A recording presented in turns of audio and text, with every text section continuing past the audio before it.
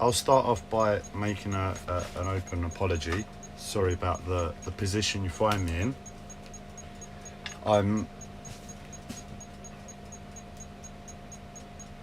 I'm riding out the pain and I'm staying positive with it, and this is just what's required of me right now to be in this weird position with my head resting as such.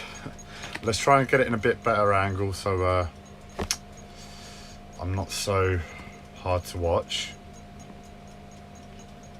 There we go. But no, on the whole, things are shit. Things are terrible. Things are the worst they've ever been, but I'm learning lessons and I'm getting up, I'm carrying on, and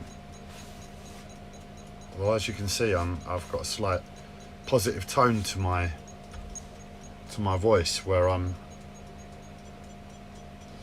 able to, where I've learned that right now things are so bad I need to be positive to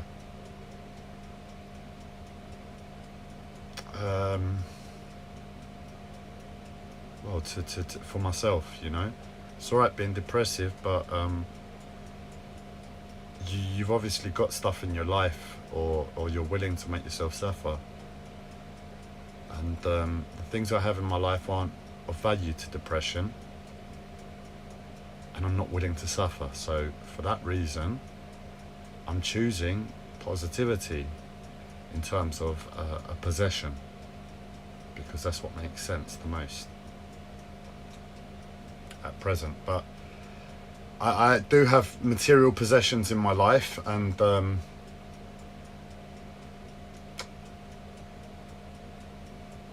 I know non-attachment, and I have to be honest to state that I don't have a thing in my life, and I'm choosing positivity when I do have material possessions. Can be mistaken as, can be taken in the wrong way, but no, I'm clear on where I'm at. My mental health last year has pushed me into becoming, well, to have an attachment to them, a perceived attachment to these possessions that I own in the moment. But going back before the intense pressure started, it meant nothing. So where I am now is that place with a lot of hardships on top of me, and I've been using possessions practically.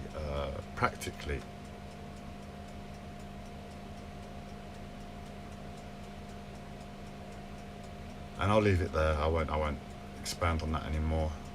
What I was gonna speak of is one of the complaints I have had over the past year and a half is my body. I'm constantly complaining about my body, and just looking at my body, looking at where I am, it's like it's well, no, it's not that like it is changing appearance. My legs are changing. It's like the legs I've had my life are a certain way, and I know my legs. I know this sounds really weird, but through the training I did with my uncle, I know how to stand. I know how energy and legs interact to that level, and for myself, and I can stay grounded with them, and I can take pain with them.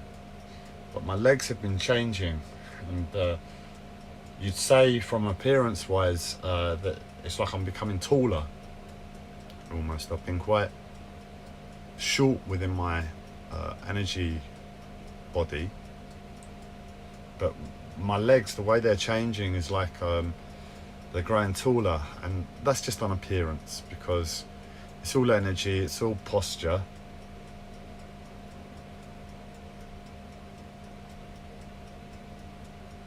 And it's still the same physical body. But it's like my body's going through a transmutation. It's like it's going through a reshaping, because it's like I can feel muscles and bones not breaking but tearing slightly, and grinding away and reshaping and reforming. And because I'm dependent upon my legs to hold pain, in terms of the way the energy flows through my body, and this is altering it, it's harder to hold that pain.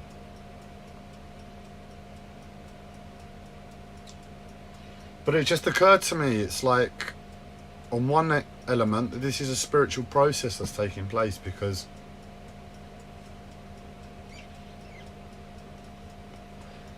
I'm aware this has links to Carlos Castaneda.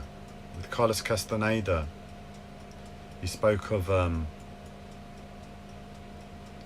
period, I think he was when Carlos Castaneda was staying in a hotel for like 6 months, and weird stuff was happening to him.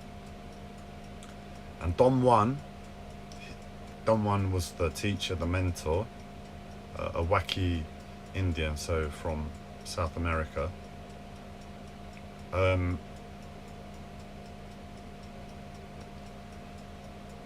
He would force Carlos Castaneda to sleep in a certain position. His feet would join, so they'd be like that, the feet, and his legs would be open. In between his legs would be like some sort of stool or post. I can't remember how he referenced it.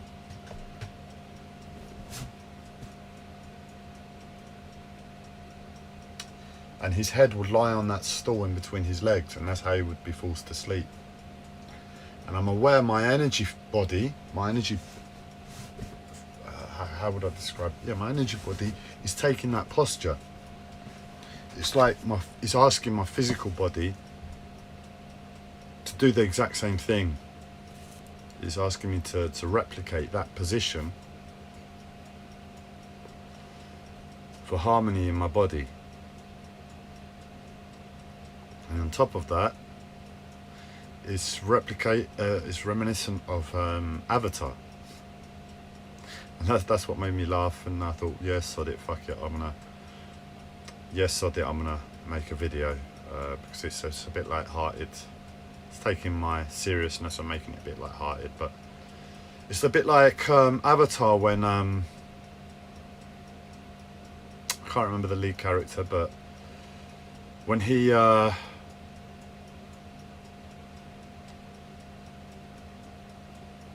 almost, I think he dies.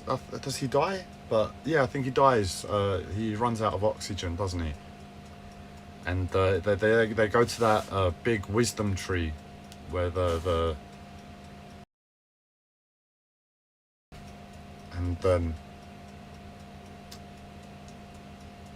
he leaves it up to, is it called Yewa? Their spiritual gods, you know, their nature,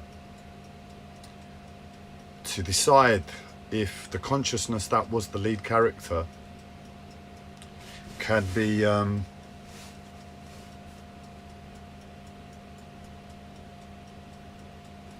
transferred into the body of the avatar, because the human body died, and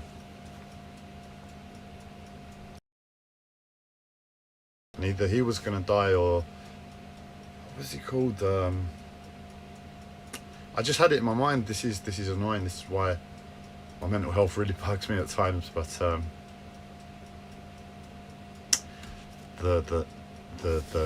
their spiritual god would decide if the consciousness that was the human body can be transferred to the avatar. And it's a bit like that with me at the moment. It's like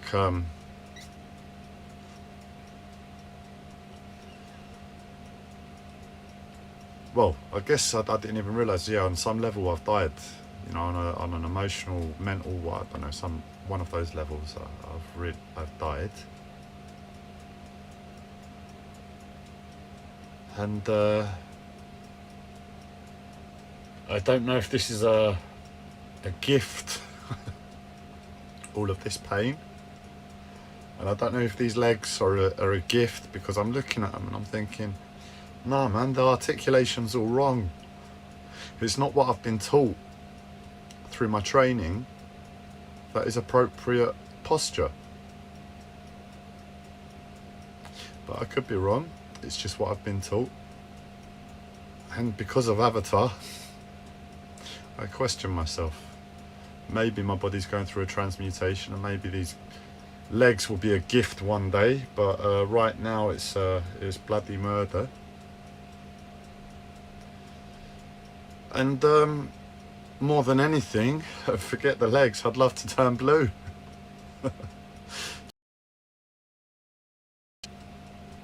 I reckon that potential's there. Maybe I'll become Arcturian. Or maybe that's what I'm doing. Maybe that's what's happening, because I believe Arcturians are dark blue, like the Avatar. And I don't believe Arcturians are well, I believe they're among us in consciousness. I haven't, where I can look at other alien races and see the features in us all. So I can see a Hathor's nose, I can see a reptilian's eyes, I can see a Syrian's mouth, I can see a Thetan's body, like their physique, their bone structure, their jaw. I have no reference for Arcturians other than they're connected with the sky and they're dark blue in colour. So maybe what this idiot in front of you is tasked with in his life is having his body reshaped, beaten into a new physique, one that can encompass the consciousness that is Arcturians, Arcturius, whatever to reference them. Sorry if I'm being racist there, Arcturians, Arcturius. I don't mean to be.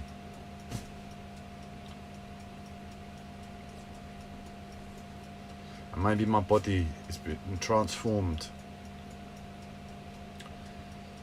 so that the physical consciousness that is Arcturians can take an embodiment within humanity, and we can have a new neighbour from afar to this circus show. Hopefully they're more of a conductor to the proceedings, because the current conductors are a bit malicious, the reptilians, and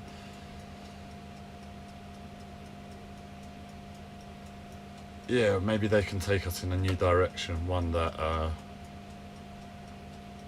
we can all live a bit more like Avatar, you know, a bit more free and with nature. Running through the jungle, you know, flying from tree to tree, and totally in our bodies and loving life.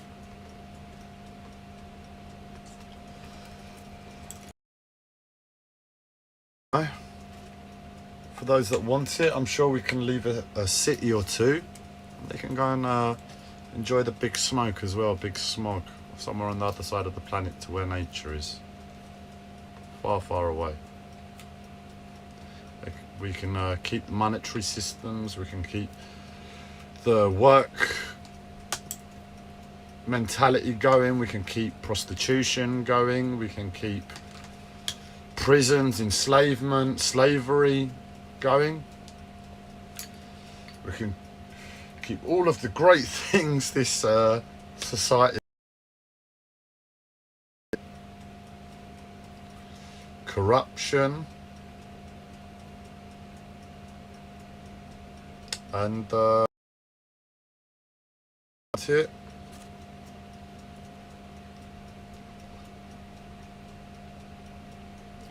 Ill health. But You know, it's only me being sarcastic, so to speak, but it is really troubling me on some level that we've got 7.5 billion people on this planet, and you'd say, all right, the best part of those are children or the elderly. Then you've got those in the developing world that can't be blamed or have no control. But you must have a good 500 million people, between 200 mil and 500 million people that have control in this world to make positive change. That's a lot more than 1%. And we're still sticking with the same show, the same shindig, the same bollocks. And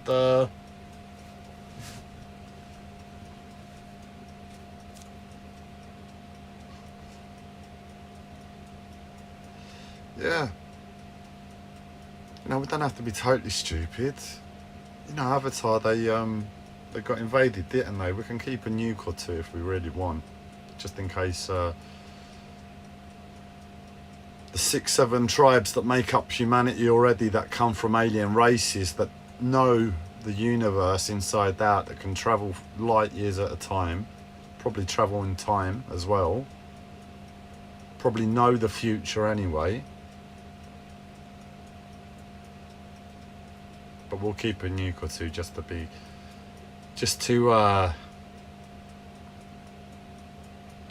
keep that fear and survival mentality of this world at peace.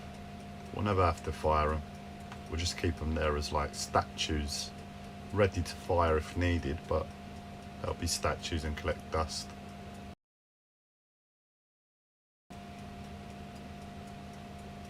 And that's it. That's just to share something. Sorry about how my position is, but it is what it is. I think my legs might have something to do with my grandmother, because she was a bit of a warrior spirit. She had the red energy about her. If you've read any of the Indigo Children books, the Indigo Children book by Lee Carroll, he states that the red energy in humans has been dying out slowly. And the red energy is, you know, anger, passion, sex, embarrassment, all of those things. And they're all things that are very me, whether I'm resonate with them or not. They're part of my life. And yeah, there we go. That could be another reason why.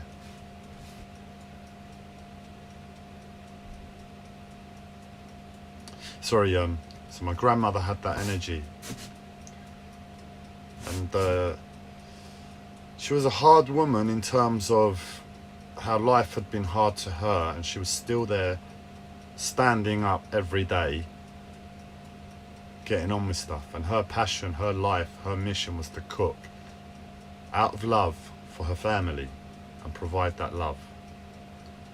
And her legs, she might as well have not had legs. Imagine giving someone stilts, yeah, from their hips. It was that sort of thing. You've seen them in the Paralympics. My grandmother might as well have had that. I think she had replacement hips, replacement knees, or most of them. And it would be like that sort of walking posture. Her back would be like, she had a hunchback as well, so God knows what pressures she was carrying in her physical frame to really wobble through life, because she didn't really have legs. It was like, as I said, imagine like a Paralympic star, that you see them from the hips. It was that sort of movement in her. And on top of that, she had a hunchback, so you could see she was carrying some sort of pressure or weight in her back and spine. But you'd see her there in the kitchen, you know, she'd wobble from place to place, preparing the food every day, and she'd be focused like nothing. And obviously, because it was my grandmother, and that was her mission, to love her family, even if my granddad was a complete bastard to her.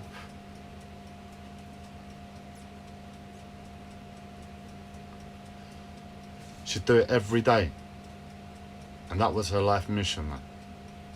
Nothing more. That she was happy to have her family come there and eat in front of her after her spending hours. She'd start from the morning preparing lunch and have dinner in mind, depending upon what dinner was. Yeah, she'd sit a bit in the day, but she was red. She was red through pain, through her physical body, through the pain of life that had beaten her all those decades that she'd lived. And in her love, because that was her mission, you know, my grandfather got kicked out to the old people's home when they were older. So she had the house to herself, and my uncle was there most of the time looking after her, or my aunt. And for a lot of years she had my granddaughter there, so she had a peaceful end to her life. So I mean, she was ill, she had the last few years, but in terms of happiness from what had come before, she had a certain quality of life that was better, but she still held that red energy in everything she did. And obviously, as we know, in spiritual I'm going to start doing that because my mental health is really playing up with pronunciation, and it's just a little bit too much at the moment. I can ignore it for the best part of the time, but it's a little bit too forceful at the moment, so I'm going to start pronouncing my words, correcting myself when it happens.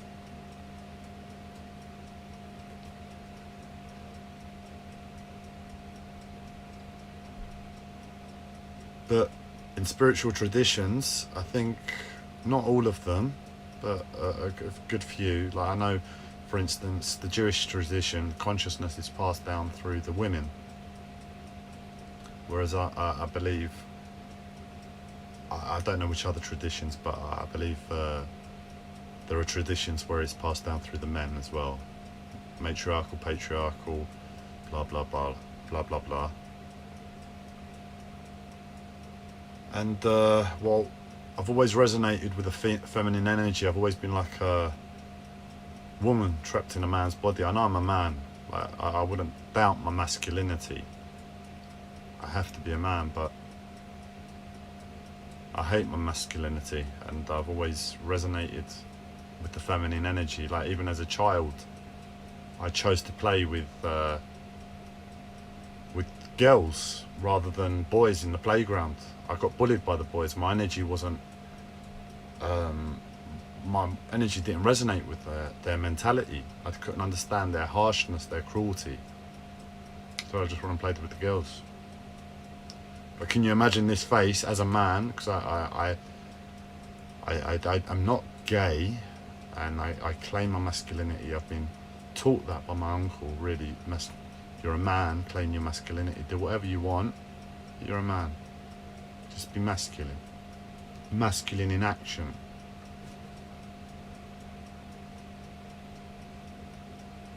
But I'm feminine inside. And maybe it's a case of in our tradition, in our lineage, the consciousness is being passed down from my grandmother to myself, and I'm taking her physical body. Where she walked around like she had amputated legs and I can't remember what they're called, prosthetic limbs. That's what it was like. It's like it's being transferred to me now, and I'm having to walk around on prosthetic limbs, and really I'm hunchback at the moment as well. So it really is true. I didn't think about it before. And I'm angry most of the time, in pain. And the only thing that I've just realised the other day that gives me much peace out of everything in life, like I've tried everything. I've tried spending money, I've tried technology, I've tried rest, I've tried sex to a certain extent, whatever you can imagine that is to my life. I've tried being good, I've tried being bad, I've tried this, I've tried that, I've tried the other. Nothing works. I went in the kitchen the other day for 5 minutes. It was felt like a bit of peace. So it really might be. And I won't tell you what consciousnesses I believe are held within my grandmother. I can't even stand the way I stated that just now because it sounds so arrogant, but it's a story to elaborate on another time when I have a bit more credibility about my personality, where I can state certain things and that they be of use, because they wouldn't be of any use now. But yeah, no,